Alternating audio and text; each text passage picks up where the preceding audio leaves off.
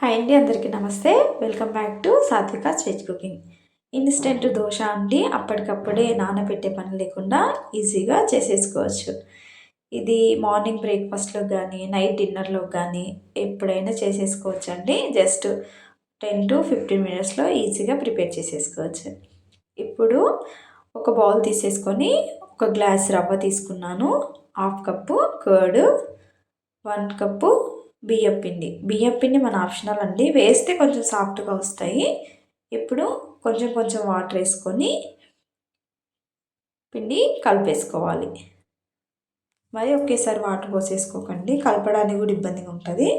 ఇలా వేసేసుకొని చేత్తో అయినా కలుపుకోవచ్చు, ఏమైనా స్మాట్తో అయినా కలుపుకోవచ్చు. ఈ విధంగా అయితే సరిపోతుంది. ఒక 5-10 మినిట్స్ పక్కకు పెట్టేసుకోండి. ఒక 10 మినిట్స్ అయ్యాక ఈ విధంగా నానుతుంది. ఇప్పుడు మిక్సీ జార్లో వేసేసుకొని కొన్ని వాటర్ వేసుకొని ఈ విధంగా మిక్సీకి పట్టేసుకోండి.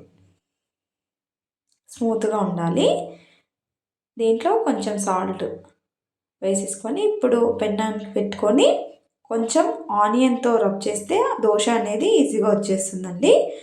ఆనియన్తో అయినాక ఇప్పుడు పిండి మనకి ఏ సైజులో దోశ కావాలో ఆ సైజులో ఈజీగా చేసేసుకోవచ్చు. ఇప్పుడు దోశ వేసేసుకొని కొంచెం ఆయిల్ అప్లై చేసేసుకోవాలి. ఆయిల్ అప్లై చేసినాక టర్న్ చేసేసుకోండి. ఇప్పుడు చూడండి ఎంత బాగా వచ్చినాయో స్మూత్గా దోశ అనేది. మీరు కూడా తప్పకుండా ట్రై చేసేసి ఎలా వచ్చాయో కామెంట్ చేయండి, సబ్స్క్రైబ్ చేసుకోండి.